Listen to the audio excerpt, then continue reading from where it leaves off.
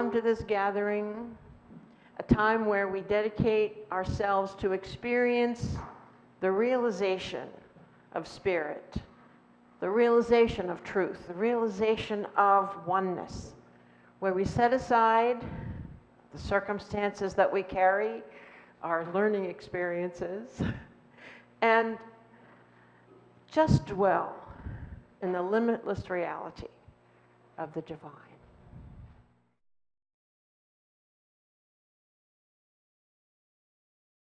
Renewing our vows.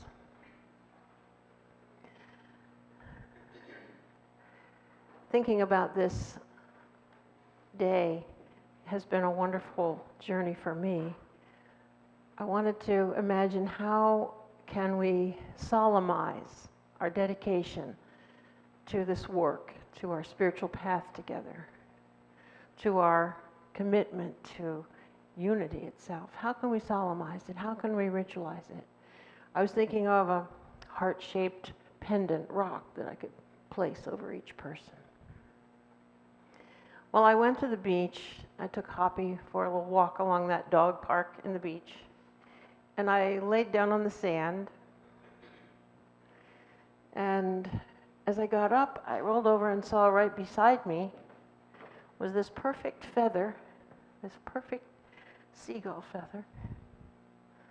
And then right alongside it, this perfect root of a tree. And this is so light.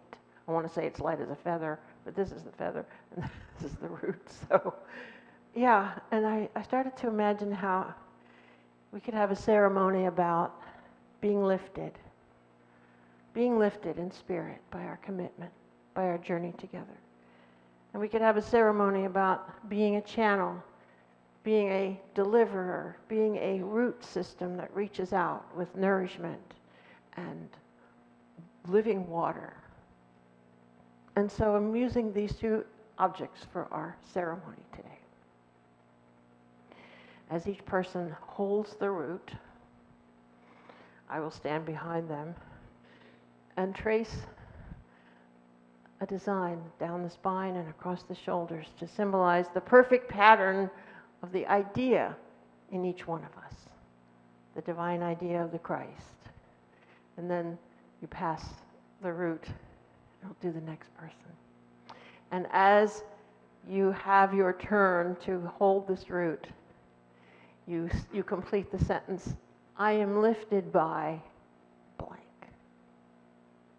And you fill in the blank, whether you're lifted by joy, you're lifted by love, you're lifted by truth, what you're lifted by. It doesn't have to be one word. And that is our ceremony today, to do this as a collective group. And then each person, as you finish holding the root, then there'll be a bowl and you pick one of these colored feathers to keep as a remembrance of this experience of renewing your commitment. Okay, but to what? What is this vow we're talking about? These vows. I say there's only one vow. And this is such an important commitment. The vow to put your spirituality first. This is not the first time that you will think of making this vow, because you've been making this vow throughout your whole life. How many have made this vow many times already? Yes. And then we let things take priority and get our attention and give our power to, and then we go to a realignment to say, wait, I am putting my spiritual progress, my spiritual life first. It's a vow that you made before you even came into this incarnation. Do you realize that? You would not have even come to this earth plane and come into this embodiment were you not committed to growing spiritually, because that's what earth is for. So congratulations. We are doing this together, renewing our commitment, renewing our dedication to our spiritual path. Now, I want to explain what are the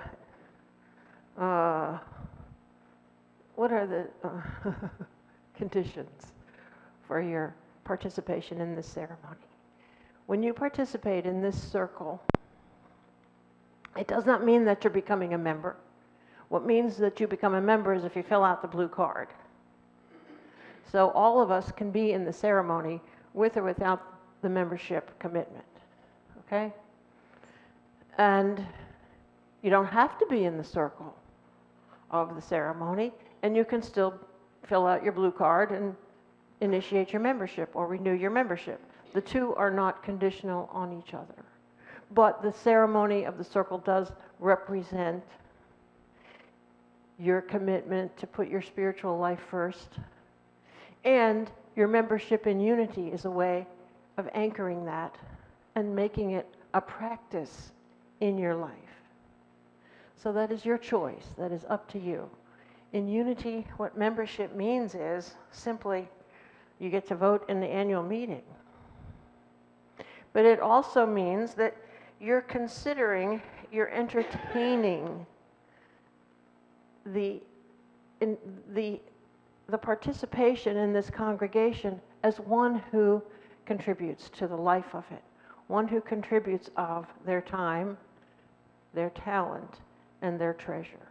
And that's why we're learning about 4 T's this month, all month. Tithing of your time, talent, and treasure is the way to be prosperous yourself and to make your spiritual community prosper also. It's a win-win. So in the consciousness of that prosperity, of giving and receiving, we engage in this ceremony too. I want to explain what you're joining. Many of you have looked at our website before. We have a website, and on the website, one of the topics says our mission and vision statement. Have you seen it before? I want to read it to you, what it says. Where did it go? Here it is. It's right on our website. You click on our mission and vision, and it says, our mission, to share our unfolding spiritual experience in community. Simple, huh?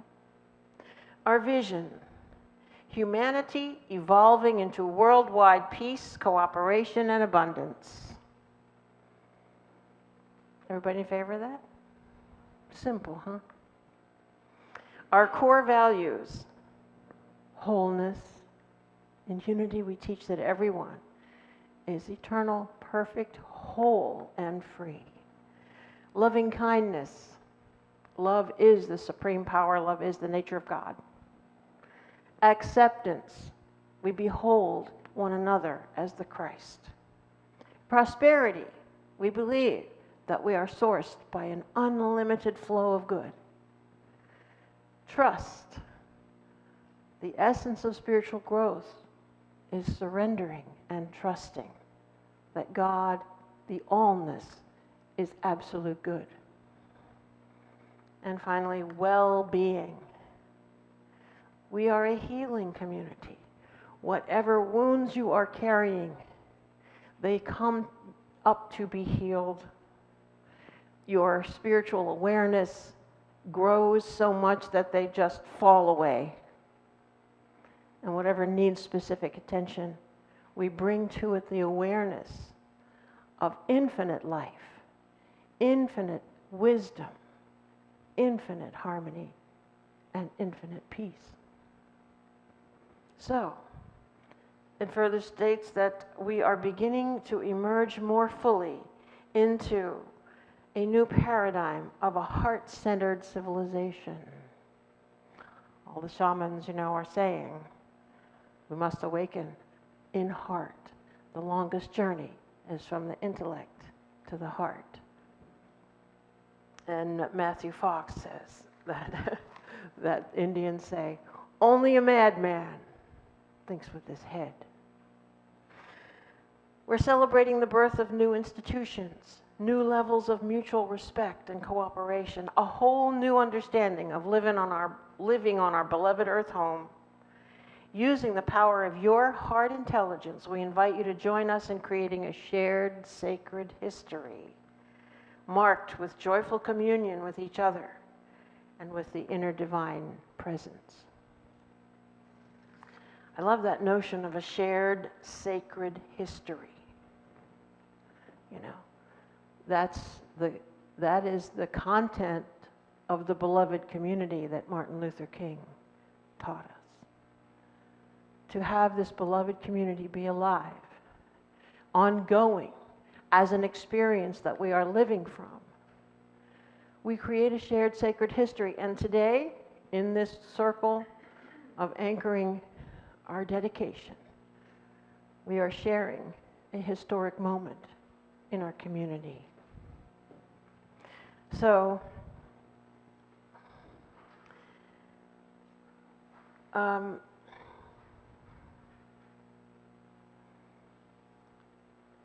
I just want to ask, I've explained what our vow means, what our mission and vision, what membership and unity means, what you're committing to if you join. And by the way, you know, I'm proud to say that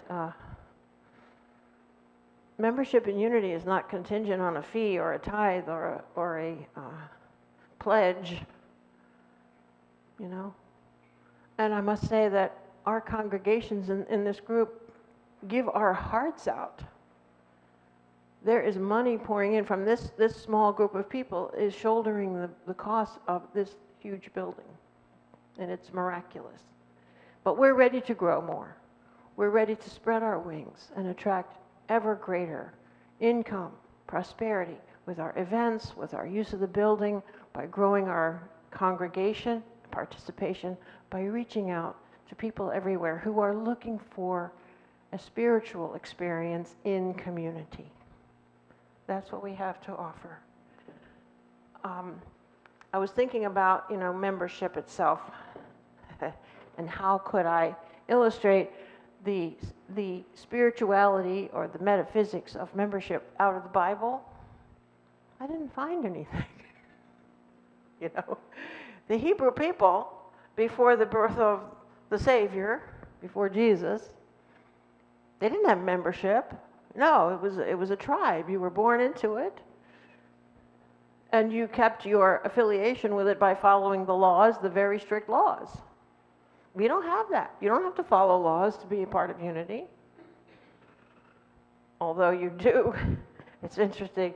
I say unity doesn't ask anything of its people, except every waking moment of your life to be dedicated to truth. Okay.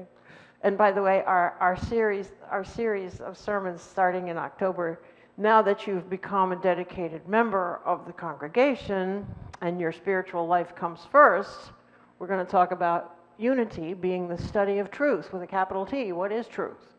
That truth that's a capital T, that transcendent reality. That's what unity is. It's a culture of learning that is providing people with the ideas that give them access to realizing what truth is. Truth is a mystical realization, okay? So that's why there's always this back and forth. Okay, teach us a class and give the ABCs. Okay, but it's an experience of revelation and you have to listen in meditation. So we teach meditation in the silence, but preparing the mind through understanding what are these ideas that Jesus taught us that lead us to the truth. The ideas that Jesus taught us, like, you are the light of the world, you are the salt of the earth. All right. So not only is there no membership out of the Bible that's out of the Old Testament, but in the New Testament, is there a tradition of membership? Well, the early church, the early Christians, there was no choice. There was no like, oh, you don't have to be a member. If you're one of us, you give us everything you got, and that's it. Did you realize that? The early Christian church were a band of believers who were required to give up all of their personal property and wealth to the collective, and if they didn't, some of them actually were struck dead There's a story. There's a story in the Acts about a couple that withheld some of their secret wealth, and yeah. So membership out of the Bible doesn't really hold water. Membership is a capitalistic idea, and the reason that we have membership is because we own property. In order to own property, we have to be a corporation, and in order to be a corporation, we have to have a membership. And in order to have a membership, we have to have people who want to be members. So by being members, you're enabling this work to continue. So I thank you in advance for whatever you feel guided to do, whatever role and place you feel guided to occupy in this beloved community, in this congregation that is on a spiritual path, on a journey of love. So now I invite you to take yourself to the first classroom and form a circle, holding hands, and I will direct you from there.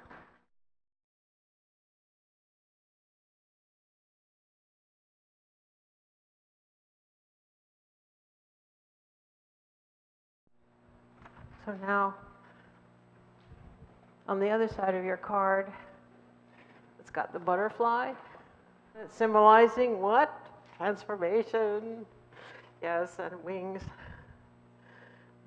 We'll take this statement together to conclude the service and prepare for our next hymn, God Will Take Care. Okay. So, are you ready? Saying this now together. I continue on a path of unfoldment that leads to a destiny of ever greater good. And so it is. Know this and be blessed by it. Amen.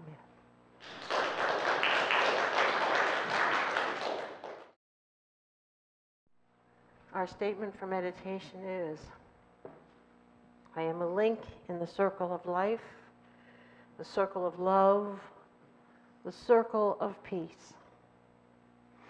This idea of the endlessness of the circle. And when we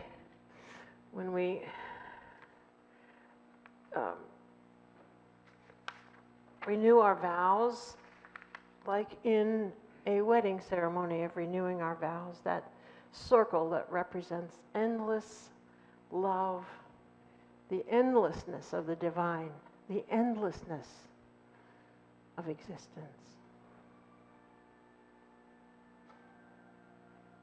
And so in that awareness now, we relax into this time of meditation in the silence,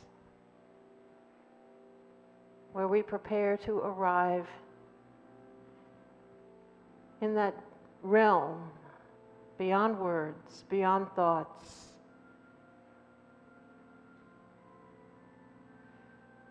And so let us vocalize this statement for meditation together. I'll say it one time and you can repeat it with me.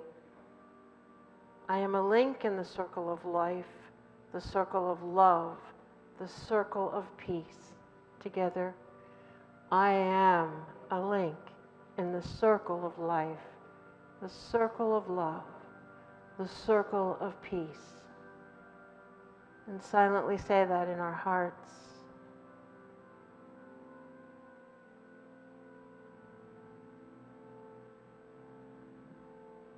To know that each of us is connected with the all. Each of us is of the divine. Each of us is essential to the whole.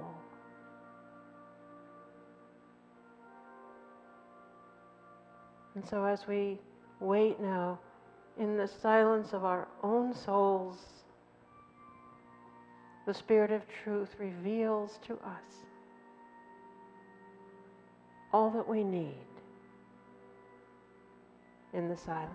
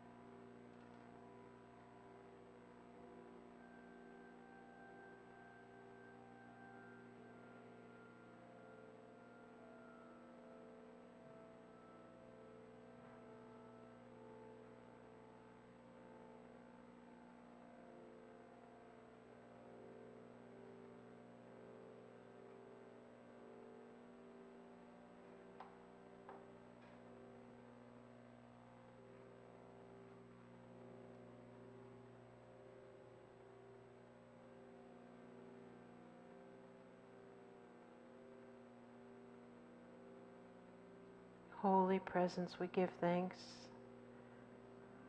We give thanks for this time as our souls unite in dedication to the good as we move into the future hand in hand. And so it is. Amen.